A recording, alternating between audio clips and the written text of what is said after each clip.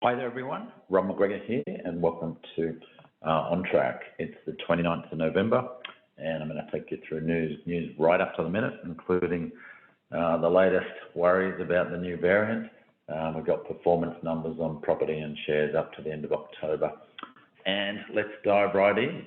To those who are watching, please note this monthly video is designed for clients of McGregor Wealth Management, to keep them up to date and on track and give them some perspective about current events and what it means for the portfolios. For anyone else listening, please do not act on anything you hear about without getting your own advice, and please feel free to reach out if you would like. So we're going to cover today the news, what's going on, and mix of COVID, economic, property, shares, etc. I'm going to take a step back and have a look at some behavioural biases. I've done a few presentations in the last week, and I've gone back to this because it's such an important one. So I'm going to take you through some of those. And this is the things that cause people to sometimes not make great decisions, and very much risky of that in the current environment. So let's have a look at some of the news. And as I said, as we speak, we've got a new variant that's come out of South Africa. It's very early days. It's very hard to know at this point what its severity is. So there's already talk that it may be less severe in its impact on people, what its resistance to vaccine is. But the obvious thing that's happening, it's happening with people I know, is it's going to cause them to probably be not as in a hurry to book anything overseas. Not that they were. I was myself contemplating doing an overseas trip in January, but I've just decided it's too hard, and with the risks of hotel quarantine creeping back, will delay our overseas trips for a few more months. So I think that's going to be the most obvious reaction. I would like to think it's not going to slow up Australia's opening, but who knows? It is early days. Interestingly, Australia's now gone from behind the pack on vaccines to ahead of the pack. You'll see in the top chart here, as at this date, Australia's 72% double dose, 70% first dose, and that puts us ahead of Europe, ahead of the US, ahead of the UK, and just behind Singapore and Japan. Not too many other countries. I'm sure there's some, but we're certainly in the leaders now.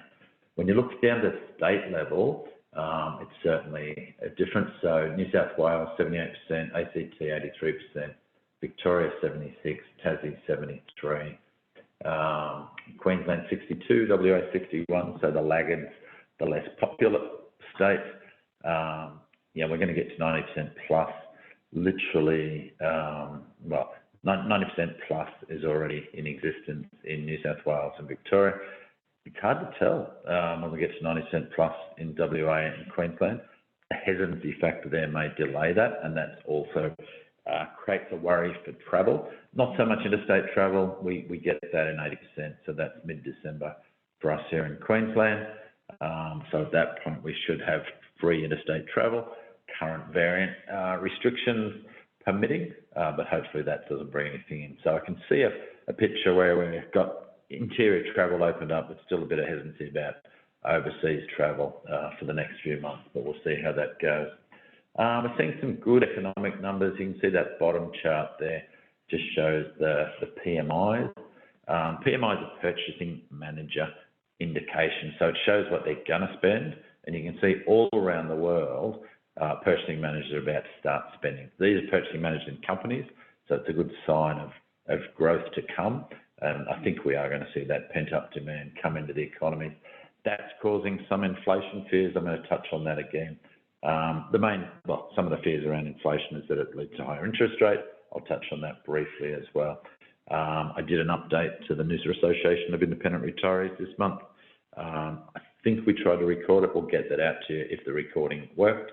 It was a live one, but I'll touch on some of the highlights of that today. House prices continue to go up.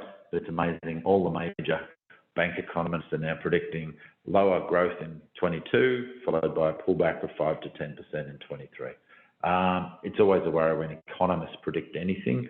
Their track record is terrible, up there with weather forecasters. But it is a mature market, and I'll touch on that again. So it does pay to be careful in the property market at the moment. And look at that, my typo. I meant to type in there 26 days to Christmas. There's 2 days there. It's obviously 26 days to Christmas as we speak this. And I had a birthday last Friday, 57. So next year will be the 25th year of providing personal financial advice to our clients in this business. And I think it's about nearly my 40th year in financial markets, so a little bit scary.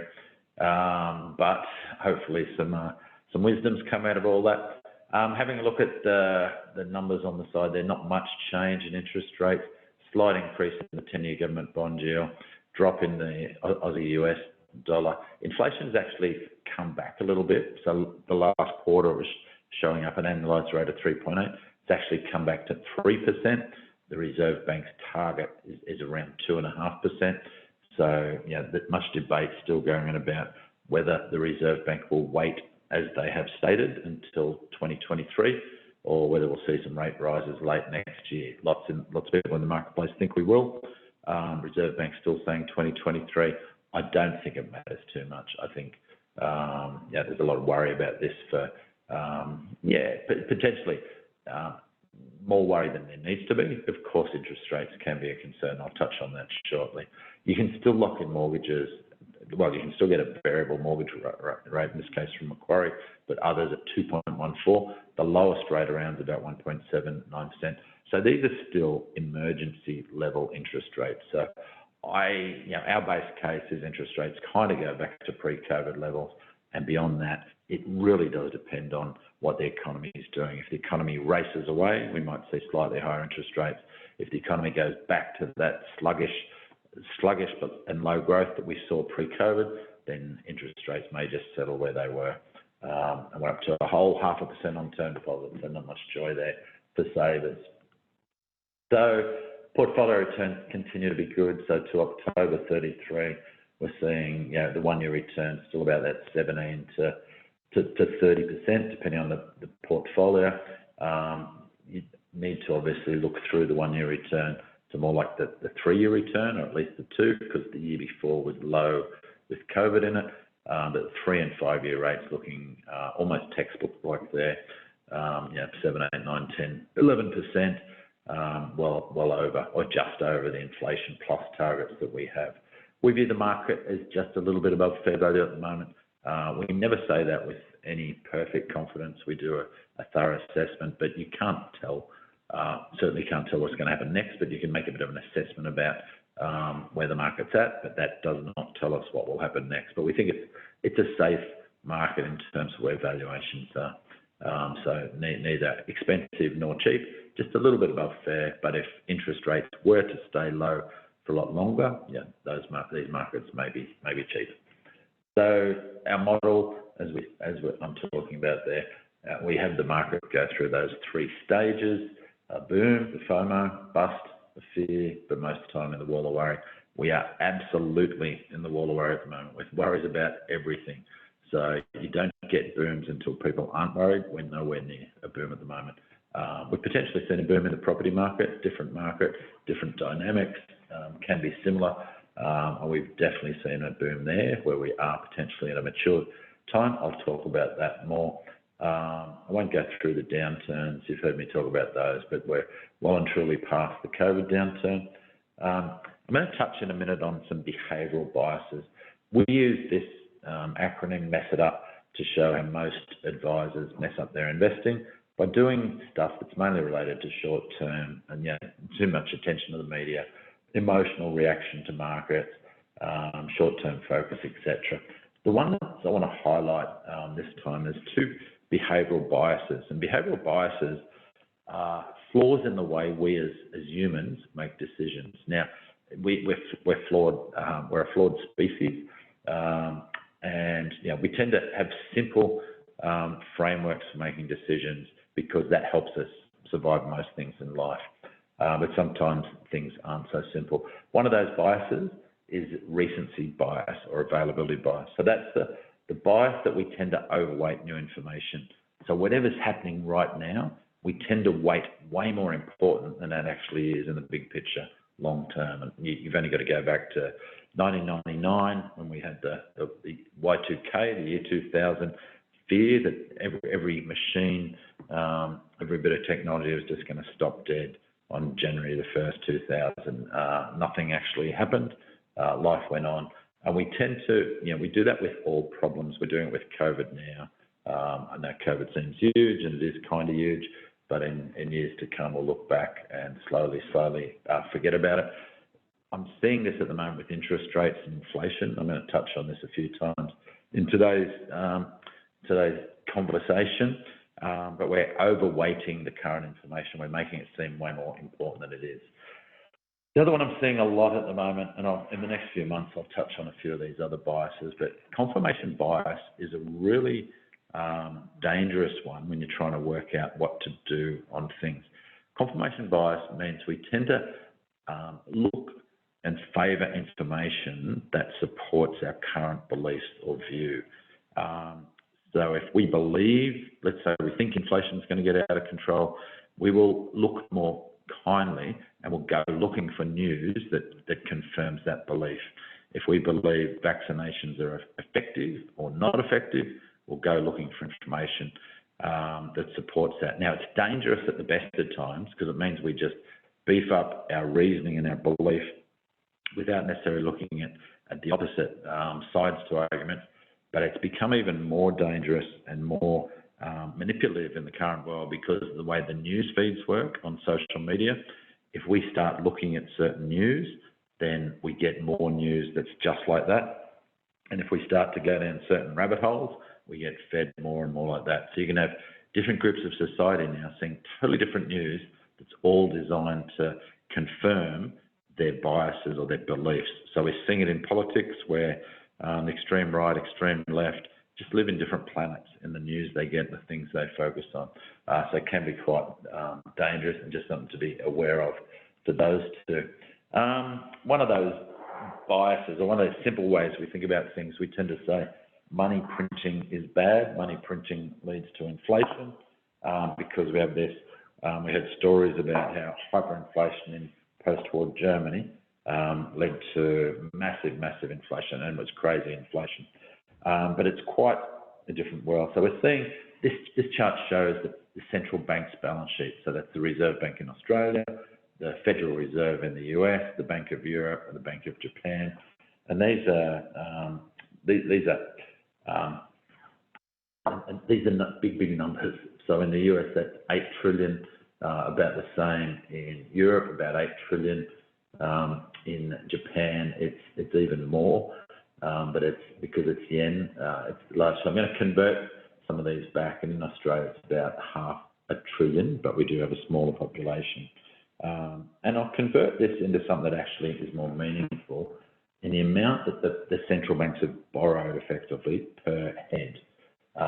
There's different populations in all these countries, but the banks, effectively, the Reserve Bank can just write out checks. So they buy bonds at the moment. That's called money printing. And they do that to keep interest rates low to support the recovery. So what have they actually bought? So in the US, and the US has 329 million people, so that 8.5 trillion equates to $26,000 per person. So it doesn't sound quite as scary as 8 trillion. So they've enlisted about $26,000 overdraft per person to fight COVID. Not too bad. In Europe, the number's remarkably similar. It's about 24,000 euro, and euros and US dollars are reasonably close, so a similar sort of amount. In Japan, and Japan's been doing this for a lot longer time, they've been trying to generate inflation, and they just can't do it. So even though we're worrying about inflation from money printing, Japan hasn't been able to get any inflation for nearly 30 years now. That Japanese Federal Reserve debt per person is about 50,000 US, and Australia, it's only about 16,000 per person in US dollars. So not too concerning when you break it down, and you'll see the media once again talking about trillions of money being printed, and even though that is factually correct, it doesn't put it into perspective, and it tends to, they're trying to push those biases I talk about that, money printing equals inflation, inflation equals bad. Now, maybe it will, maybe it won't. Only time will tell, but certainly these numbers aren't scarily big. Here's the long-term history of inflation in Australia. You can see it got up to about 3.8% last quarter. The latest numbers show it bang on 3, kind of healthy in the modern world. We'll see what happens. But what everyone's worried about is it goes back to that level seen in the 70s and 80s. And one of the reasons they're worried about that is because it leads to higher interest rates, etc. But you'll note here, if we glance back a bit further, inflation was even higher in the late 50s, and that was the Korean War era, post-World War II. So it's interesting. Everyone's looking back at talking about stagflation, a return to the conditions of the 70s and 80s. But as I said last month, the conditions aren't very much like that at all. But I just wanted to look at some other ones there. In the States, it was hard to get mortgage interest rate data in Australia that goes back that far, but in America I could get that fact. So this also shows inflation in the US. Up in the top, it shows their 30-year fixed mortgage rate. And keep in mind, when you take out a mortgage in the US, it's a 30-year fixed rate. They often refinance as it's dropping, but then they'll lock that in. But you can see why the worry is, because in the 80s, high inflation was high mortgage rates. But I went looking back for data back to the 50s and 40s, and you can see that even though we had several spikes in inflation post-war, that didn't lead to high mortgage rates. Mortgage rates stayed between 4 and 5%. So it was only that last bunch of bigger inflation in the 70s and 80s that actually led to the mortgage rate going up. And the economists will tell you that's because inflation got locked into the wage system, and that meant higher wages led to higher inflation, and it was a vicious circle. And the only way they break that was by lifting interest rates, forcing a recession, and bringing down wage rises. We've got a very different era now. Back in the 80s, unionisation, or 70s and 80s, union membership was closer to 40% of the population. It's closer to 10% these days. So very much a different world. Who knows how this plays out, but I certainly don't think we're going back to crazy high interest rates anytime soon. But I do see it happening in 2 steps. I think we go back to pre-COVID levels of interest rates, and then what happens next depends on so many things about how good the recovery is out of here. Just a slide I put in that shows the cost of shipping, which is one of these transitory things that you've heard people talk about, supply chains and supply chains being interrupted. So the price of goods has gone up because we've got a shortage of things like chips. Cars can't come off the production line, and part of that's because of shipping rates. So the graph on the left here shows container rate. That's how much it costs to buy a container, going from 2,000 all the way up to 16,000, starting to come down again. And the cost of shipping goods, dry goods around Europe, shot up massively, but it's already dropped 50% from the peak and dropping fast at the moment. So that shows some of these transitory impacts coming out. How much of it comes out remains to be seen. We'll watch with interest in the next 6 months, and that will give us some more indicators, as always, about where things are going. As always, the 4 pillars of that investment strategy. The most important one is always the one at the bottom to me. That's based on your own plan.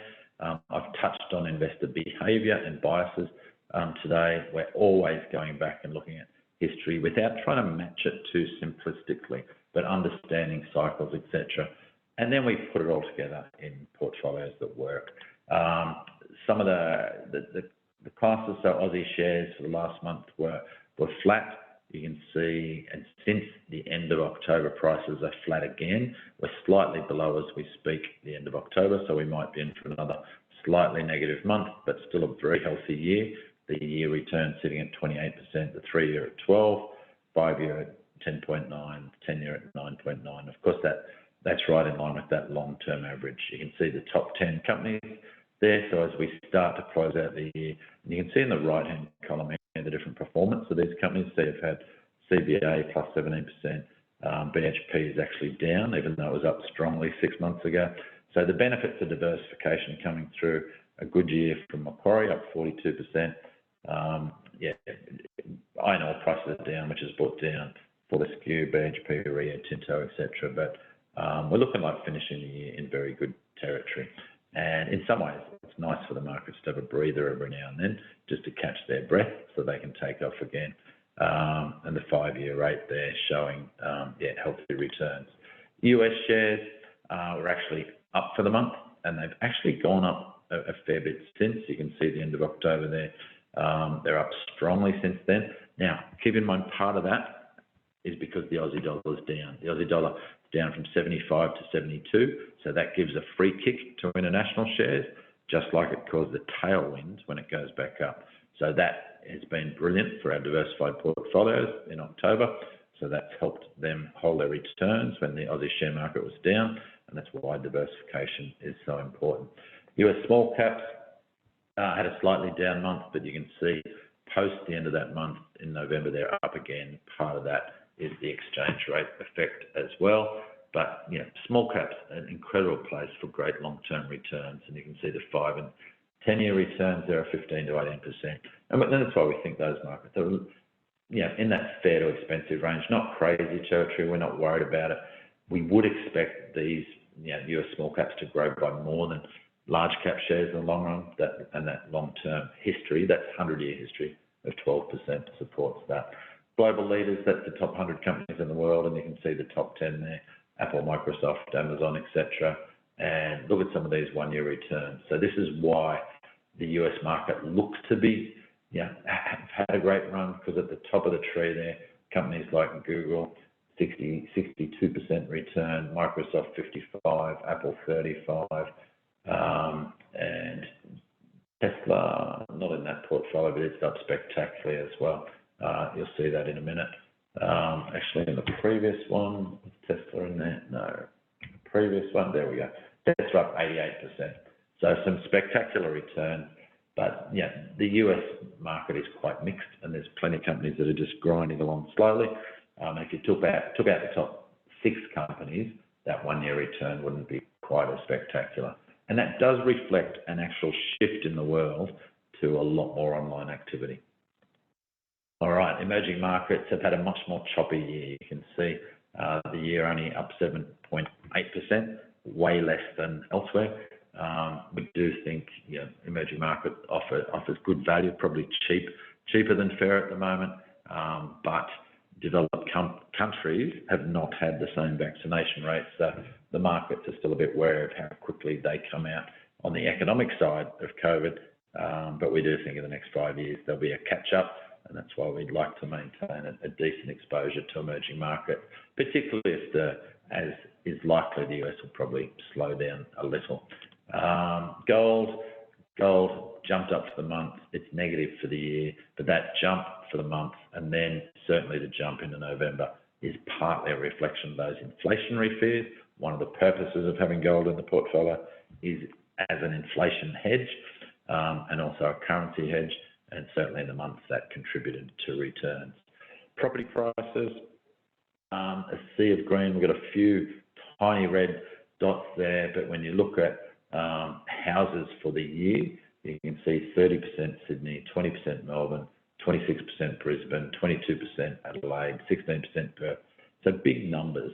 Now, some of these cities were due for a catch-up. So when you look at their 5-year returns, they're not that stretched. But some places like Sydney have had an incredible run for quite a period now, and I'll show you some comparisons in a minute. Units also up strongly. Look down the bottom here at Hobart. Unit prices up 31%, house prices up 27%. And as I said, all the economists are now saying it's only going to be around 5%-ish in the next 12 months, followed by 5 to 10% down.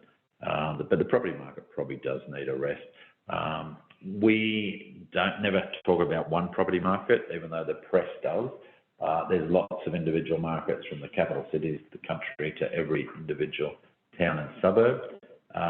And all of those markets go through this kind of cycle where the boom bust boring, but there's a long period often of no returns, followed by a bit of a boom, followed by a bit of a correction, rinse and repeat.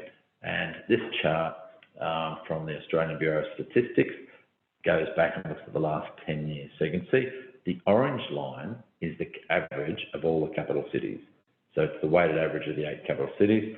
So from a starting point, I think 100 on the index, and an index just is a measure to show them all in similar moves, because they obviously all have different prices. But I think we got common prices in 2012 here, and you can see, you know, about 50% up on average. But what a different story. In Darwin, it's below the prices of 10 years ago. Perth, just above, but not much. Adelaide and Brisbane, up about 20% in the last 10 years, which is not a lot. Canberra up a bit more, but look at Sydney, fast approaching a double over that period of time. And then you've got lots of individual stories around that, Hobart as well. So all of our clients have different property strategies, because property is such a big chunk. So for some of our clients in the retirement phase, they're looking to cash up, pay off some debt, add some more money to super. So it's been a great market to be taking some profits out. For our younger clients who are still trying to build wealth, we've had to be much more careful about where we look, and we certainly prefer those the second ring of capital cities, Perth, Adelaide, Brisbane, probably at the moment, compared to Sydney and Melbourne. Although if you take a long-term view, they're all going to do fine. And a property clock from our friends at Performance Property, who we use to help us find properties for clients. We do think it's a time where you need to take care on any properties you're buying. So things that are at the start of the cycle, like Perth, are probably preferable, and things that are, certainly these guys who do more research than anyone I know have Sydney as quite a mature market, Melbourne as a mature market at the moment.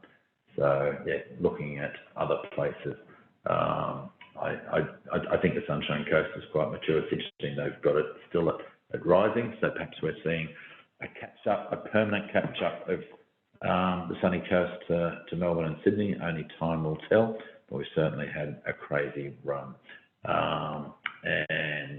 So that's kind of the property clock. And you'll see here their preference. They rate properties as either AAA, Triple B, Triple C, Triple D, and the AAA ones at the moment are those capital cities, and also areas within a 2-hour drive, like Ballarat, Bendigo, Sunshine Coast, Gold Coast, etc. And then it's just where they are in the cycle. But be careful, get good advice whether you're buying or selling in the current market. Make sure it fits your plan. I'm going to wrap it up there with the usuals that are nice long-term stuff, and I won't go through them today. You can see that there. As I said, 26 days to go to Christmas. We will do one more of these before Christmas, but you'll be forgiven if you don't listen to that one. So I'm going to wish you a Merry Christmas on this one. I'll do it again, not in a month's time, because I'll obviously sneak it out before Christmas, hopefully. But enjoy the run up to the silly season. Enjoy time with family and friends. Enjoy Australia, enjoy Queensland, enjoy wherever you are, because I don't think we'll be travelling for a little while longer, but it's time to, certainly for me, it's time to start brushing off the travel plans for next year and get out and see the world again. Have a great day. Have a great week. I look forward to talking to you soon, and it's bye for me for now.